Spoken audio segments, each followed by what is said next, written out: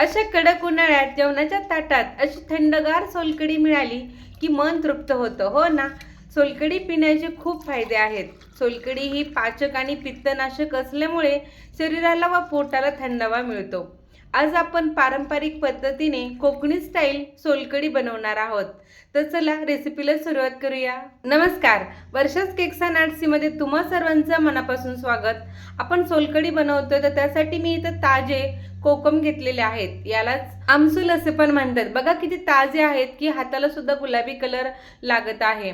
आणि असे ताजे कोकम घेतले की सोलकढीचा कलर सुद्धा छान गुलाबी येतो. आता यातले अर्धा वाटी कोकम मी भिजू घालते. कोकम भिजतील एवढं गरम पाणी इथं घालायचं आहे आणि अर्धा तासासाठी हे मी भिजत ठेवणार आहे.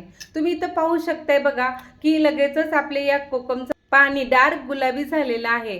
परंतु जर तुमच्याकडे फ्रेश कोकम नसेल तर सोलकढी कशी बनवायची हेही मी तुम्हाला पुढे जाऊन सांगणार आहे. आता इथे एक ओला ताजा एकदम पाण्याचा नारळ मी फोडून घेतलेला आहे. त्याच्या खोबऱ्याचे असे काप करून घेतलेले आहेत. तुम्ही खोवून सुद्धा घेऊ शकता. तर सोलकढीसाठी या खोबऱ्यापासून आपल्याला दूध तयार करायचं आहे. तर त्यासाठी मी निम्म्या खोबऱ्याचे काप मिक्सरच्या भांड्यात घालते. ते या खोबऱ्याच्या पाठीचा काळा भाग आहे तोही मी इथं घेतलेला आहे. आता याबरोबरच आपल्याला 4 ते 5 कढीपत्त्याची पाने, 4 ते 5 लसूण पाकळ्या, थोडंसं अद्रक, अर्धा चमचा जिरं आणि 2 हिरव्या मिरच्या घालायच्या आहेत आणि थोडंसं पाणी घालायचं. पाणी इथं कमीच वापरायचं कारण सुरुवातीला पाणी जास्त झालं तर खोबऱ्याचे काप तसेच शिल्लक राहतात. इथं मी सुरुवातीला असं खोबरं थोडं पाणी घालून फिरवून घेतलं आणि नंतर मग मी जास्त पाणी घातलं आणि आता इथं आपल्याला परत खोबरं फिरवून घ्यायचं आहे. आता एकदम बारीक पेस्ट खोबऱ्याची झालेली आहे. इथे एक महत्त्वाची टीप आहे की पाणी घालताना हे कोमट पाणी वापरा, त्यामुळे हे नारळाचं दूध आहे ते जास्त निघतं. आता ही खोबऱ्याची केलेली पेस्ट आपल्याला गाळून घ्यायची आहे. तर पातेल्यावर मी गाळण ठेवली आणि त्यावर एक असं सुती कापड घेतलेलं आहे.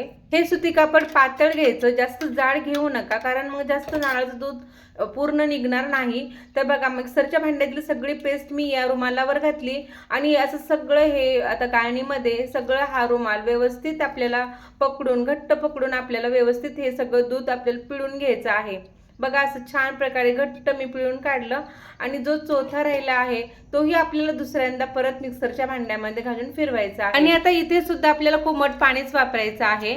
आणि आता सगळं हे दुसऱ्यांदा पण मी चांगलं मिक्सरला बारीक पेस्ट करून घेतली आणि या रुमालावर घातली आहे आणि रुमाला असंच पहिल्यासारखं आपल्याला घट्ट पकडून चांगलं हे दूध सगळं व्यवस्थित पिळून घेतलं.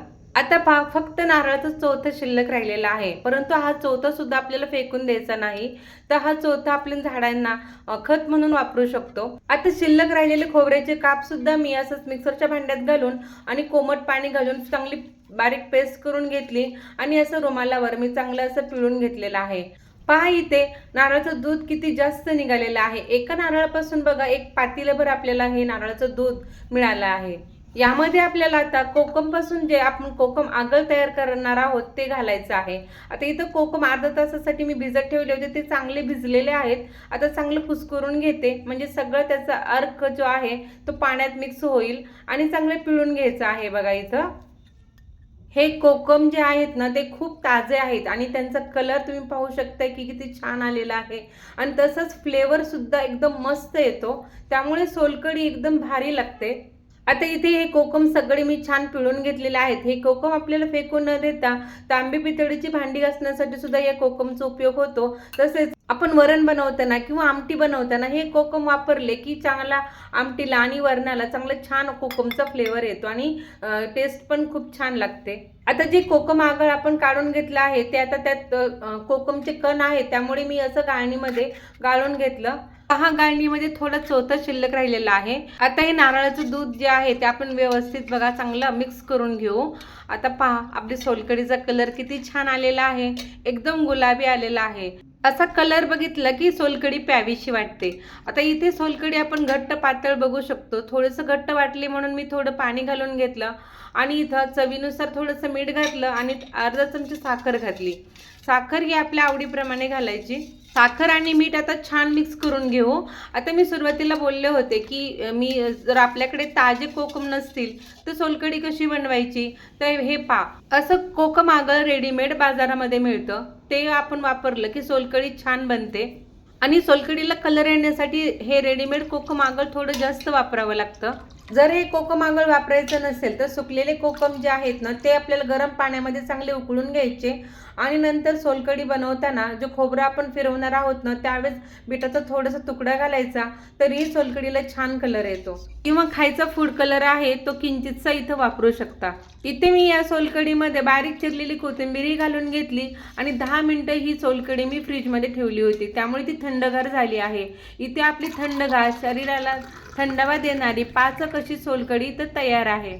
जर तुम्हाला पित्ताचा त्रास होत असेल, उष्णतेचा त्रास होत असेल तर अशी सोलकढी आवर्जून बनवून प्या, नक्कीच आराम मिळतो. शरीराला तसेच पोटाला पण थंडावा मिळतो. ही कोकणी पद्धतीने तयार केलेली थंडगार अशी पाचक सोलकढीची रेसिपी तुम्हाला कशी वाटली ते मला कमेंटमध्ये नक्की सांगा. आजची ही रेसिपी तुम्हाला आवडली असेल तर एक लाईक नक्की करा आणि तुमच्या मित्रमैत्रिणींसोबत ही रेसिपी शेअर आवर्जून करा. चला पुन्हा भेटूयात अशाच मस्त आणि नवीन रेसिपीमध्ये. तोपर्यंत धन्यवाद.